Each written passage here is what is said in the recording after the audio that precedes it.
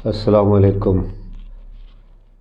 عزیز پاکستانیوں، بچپن سے یہ سنتے آ رہے ہیں کہ پاکستان اپنے تاریخ کے انتہائی نازک موڑ پہ کھڑا ہے، اور یہ آج اب تقریباً 76 ایئرز ہو گئے۔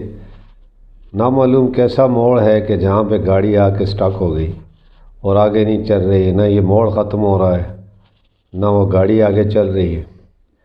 تو اس میں پتہ نہیں اور کتنے سال آگے لگیں گے یہ موڑ کاٹنے میں، اور یہ بڑی بدقسمتی ہے کہ ہمارے ساتھ آزاد ہونے والے ممالک کتنے ترقی کے اعلیٰ درجوں پہ پہنچ گئے۔ آپ اگر مثال دیں خالی بنگلہ دیش کی، جو پاکستان کا ایک حصہ تھا، وہ بھی ہم سے آگے نکل گیا۔ چائنا جو 1 سال بعد آزاد ہوا وہ سپر پاور بن گیا، اور کئی کنٹریز کی مثالیں آپ کے سامنے۔ لیکن سوال یہ پیدا ہوتا ہے کہ یہ موڑ ہم سے کیوں نہیں کاٹا جا رہا؟ یہ سوچنے کی بات ہے، لمحہ فکریہ ہے۔ تو اصل میں ایک شخص کے 4 بیٹے تھے، اس نے اپنے 4 بیٹوں کو بلایا جو کہ بڑے نافرمان تھے اپنے والد کے۔ تو والد چونکہ قریب المرگ تھا، اس نے ان کو سزا دینے کے لیے ان کو بلایا کہ میرے دن تھوڑے رہ گئے، 2-3-4 دن شاید میں چلا جاؤں دنیا سے، لیکن میری جو دولت ہے، اتنی زیادہ پراپرٹی ہے، یہ میں اس بیٹے کو دوں گا جو یہ شخص شرط قبول کرے گا۔ ایک میری شرط ہے۔ تو اس نے ایک انوکھی شرط رکھی۔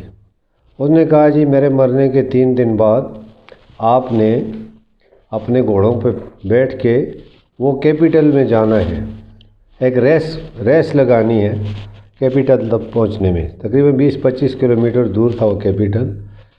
تو اب ایسے ہی ہوا، والد فوت ہو گیا، اس کے 3 دن بعد انہوں نے گھوڑے پکڑے، اور شرط یہ رکھی والد نے کہ جس کا گھوڑا سب سے پیچھے رہے گا وہ جیتے گا، پہلے پہنچنے والا نہیں جیتے گا۔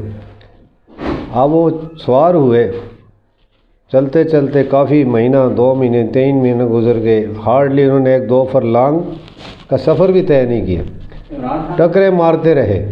لیکن بالآخر سال گزر گیا، انہوں نے 1 کلومیٹر سفر طے کیا۔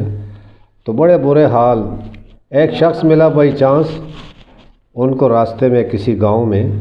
تو اس نے دیکھا بڑی بری حالت ہے ان لڑکوں کی، تو پوچھا کیا مسئلہ ہے؟ انہوں نے کہا ہمارا مسئلہ یہ ہے کہ ہمارا والد فوت ہو گیا، تو اس نے ایک شرط رکھی کہ جو کیپٹل پہلے پہنچے گا جس کا گھوڑا، تو وہ ہار جائے گا، جو بعد میں پہنچے گا وہ جیت جائے گا۔ تو اس شخص نے کہا جی تمہارا والد بڑا سمجھدار تھا، وہ تمہیں سزا دینا چاہتا تھا، لیکن یہ سزا سخت سزا نہیں تھی، صرف یہ تھی کہ وہ آپ کو آزمائے کہ کتنی مشکلوں کے بعد یہ ملتا ہے، منزل ملتی ہے، صرف عقل استعمال کرنی ہے۔ تو اس نے کہا یہ تو سمپل سا سلوشن ہے، صرف 2 ورڈ میں آپ نے اس پہ یہ سمجھے کی آپ کے پاس ہے اس راز کی۔ نے کہا کیا؟ اس نے کہا جی ایسا کرو کہ گھوڑے بدلو، اپنے گھوڑے بدلو اور پہنچاؤ دوسرے کے گھوڑے کو پہلے، جو پیچھے رہے گا آٹومیٹیکلی جیت جائے گا۔ انہوں نے کہا بابا آپ تو واقعی اولڈ از گولڈ، آپ نے بڑا زبردست مشورہ دیا ہمیں۔ اس طرح انہوں نے فوراً گھوڑے پکڑے ایک دوسرے کے، تو کوشش کی کہ دوسرے کا گھوڑا پہلے پہنچائے۔ اس طرح وہ 3 تو پہنچ گئے، ایک جو پیچھے رہ گیا جس کا گھوڑا، وہ ونر ہو گیا۔ تو اسی طرح اس نے نظام جب تک نہیں بدلا، یہ ٹھوکریں ٹکریں پاکستانی قوم بھی کھاتی رہے گی سارا ملک۔ تو اس میں فلسفہ ہے گھوڑے بدلیں، یعنی سسٹم چینج کریں، اچھے لوگ لائیں، لوگوں کے رائے کے مطابق فیصلے کریں، تبھی ملک بچے گا، ترقی کرے گا۔ ادروائز یہ موڑ نہ کٹے گا جو ساری زندگی 70 سال ہو گئے آزاد ہوئے، 77 سال، تو یہ اسی طرح چلتا رہے گا۔ پتہ نہیں آئندہ کتنی نسلیں کب آزاد ہوں گی۔ اللہ سب کو ہدایت دے، آمین۔